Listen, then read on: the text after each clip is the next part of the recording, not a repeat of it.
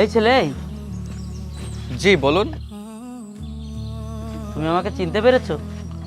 হ্যাঁ, আপনি না সেদিন আমাদের ক্যাফেতে আসছিলেন? হ্যাঁ, ঠিক ধরেছো।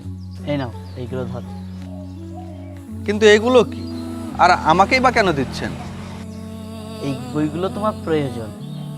আমি সেদিন সব দেখেছি, সব কিছু শুনেছি। তুমি অনেক মেধাবী ছাত্র। তুমি লেখাপড়ার পাশাপাশি নিজে পরিশ্রম করে পরিবারের দায়িত্ব নিয়েছো। এই বইগুলোই তো তোমার প্রয়োজন, তাই না? কিন্তু আমি তো কারোর দানে বড় হতে চাই না। আরে এগুলো তুমি দান কেন বলছো? এগুলো তো তোমাকে আমি ধার হিসাবে দিচ্ছি।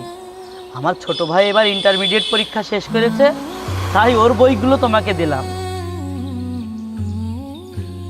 আর তোমার ইন্টার পরীক্ষা যখন শেষ হয়ে যাবে, তুমি তখন বইগুলো আরেকজনকে দিয়ে দিবে। তাহলে তো তোমার ধারটা শোধ হয়ে গেল।